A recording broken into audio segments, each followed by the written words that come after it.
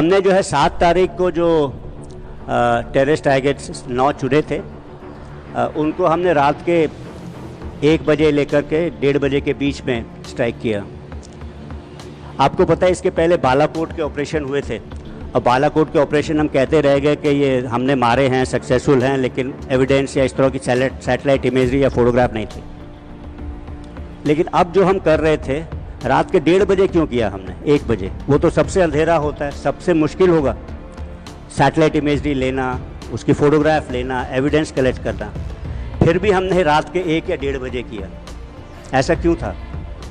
आज मेरे को ज़्यादातर तो यही कहना था, लेकिन आज की जो ये बात हो रही है ऑपरेशन सिंदूर की पृष्ठभूमि में हो रही है, पीछे एक बड़ा पोस्टर लगा है ऑप सिंदूर का।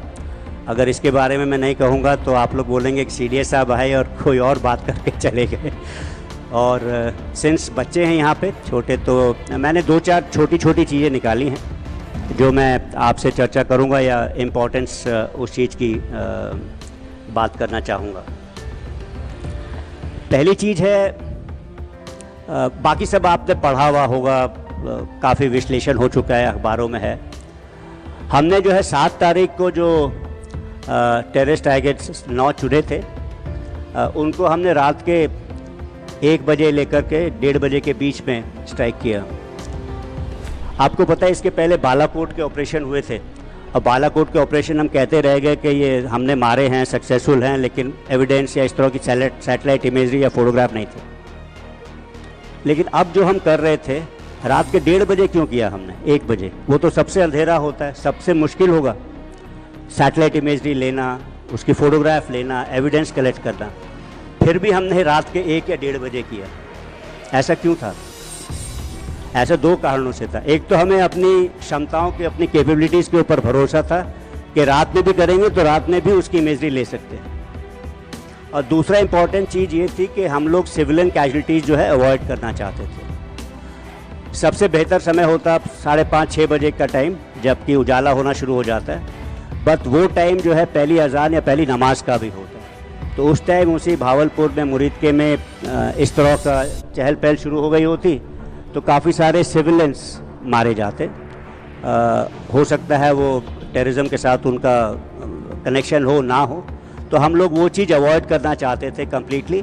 इसीलिए जो समय जो है हमने 1 से 1:30 बजे का चुना। 7 तारीख को ही क्यों चुना? वो खैर दैट वाज बेस्ड ऑन, हमने जो उनकी फ्लाइंग एक्टिविटी देख रहे थे 23 तारीख के बाद से, उन्हें ऐसा खतरा था शायद हम एयर से अटैक करेंगे। तो वो लोग कितने बजे वो लोग उड़ते थे, वापस अपने बेसेस में आ जाते थे, फिर दिन के टाइम में सुबह होने के पहले फिर से उड़ते थे। वो देख करके हमने सोचा कि 1 से 1:30 बजे का टाइम ठीक है, और 7 तारीख का समय, 7 तारीख का समय मौसम के लिहाज से भी ठीक था, क्योंकि वही एक विंडो थी जहाँ 3-4 दिन मौसम साफ़ था और बारिश नहीं थी। अगर बारिश वगैरह होती तो फिर हमें थोड़ी इमेजरी लेने में प्रॉब्लम होती।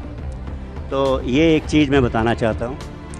आपको ऐसा लगेगा, जो हमने नॉर्मली पढ़ा है कि आर्मी ने 7 टारगेट्स को एंगेज किया और एयरफोर्स ने 2 टारगेट्स को एंगेज किया। मेरे ख्याल से शायद काफ़ी कम लोग को पता है कि नेवी भी इन्वॉल्व थी इसमें। नेवी जो है उनके पास भी ऐसी क्षमताएं थी कि वो लंबी दूरी तक लॉयटर एम्युनिशन से प्रहार कर सके, और S-400 और S-120 उनके पास ऐसे 2 हथियार थे उन्होंने जो लिए हुए थे, जिसका पता हम लोग को पता था आईडीएस ने। तो फिर ये मैंने नेवी और एयरफोर्स को ऑफ़र किए, तो उन्होंने नेवी के मार्कोस, नेवी के जवान जो कमांडो हैं वो JNK और पंजाब में डिप्लॉय हुए, तो ये चीज़ भी इस्तेमाल की गई। तो इसके जो नेवी ने जो अरेबियन सी में जो किया, उसके अलावा तो नेवी की भी हथियार और जवान इस्तेमाल किए गए, और उन्होंने भी एटलीस्ट आर्मी के टारगेट्स में बड़े सटीक तरीके से अपना वेपन्स का इस्तेमाल किया और एग्जाम्पल दिया।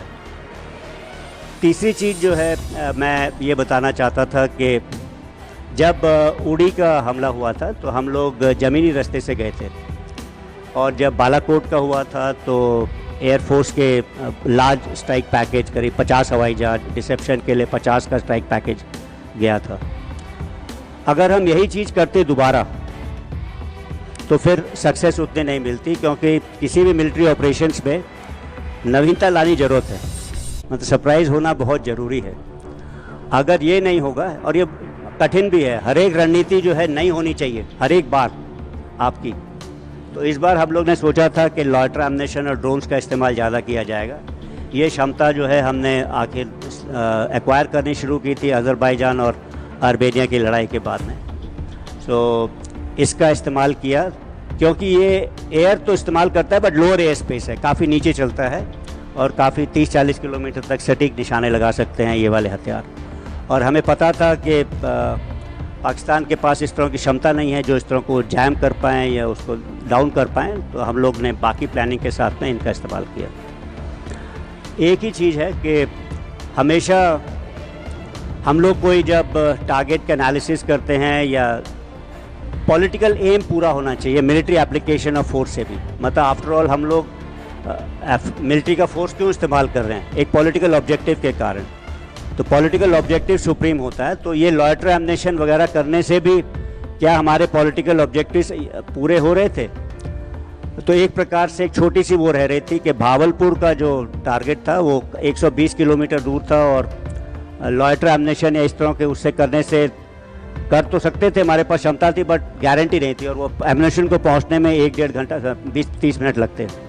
तो फिर हम लोगों ने जो है एयरफोर्स को इस्तेमाल करने का ठाना दोबारा इन दो टारगेट्स के लिए, और एयरफोर्स ने सही टारगेट्स वगैरह इस्तेमाल करके काम किया।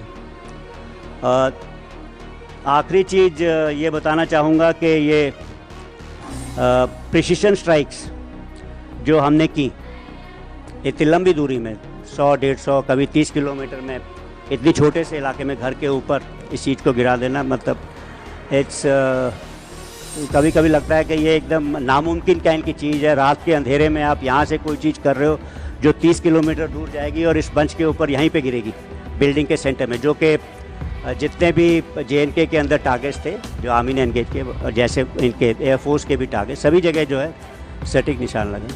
तो ये कैसे होता है, इसके पीछे बड़ी कड़ी मेहनत है। तो मतलब ये ज्योग्राफी है इसमें बड़ी सारी, जो स्पेशल स्टडीज़ हैं इसमें जो है कितनी एलिवेशन है टारगेट का, कितनी ऊंचाई है, कितनी दूरी है, कितना एंगल है, कहाँ से जाएगा, एक पूरी साइंस है मेंसुरेशन कैलकुलेशन की। काफ़ी कैलकुलेशन होती है, रिकॉग्निशंस होती है, उसके बाद जब आप ये कर पाते हो तब इस तरह की एक्यूरेसी आपको मिलती है। तो ये ऐसा नहीं है कि आपने यहाँ से बटन दबाया तो मिसाइल गई और वहाँ गिर गया ना, ऐसा नहीं है। तो काफ़ी मेहनत लगती है और ये आसान नहीं है। I'll find you through the dust and the storm. I'll find you through these machines I'll carry.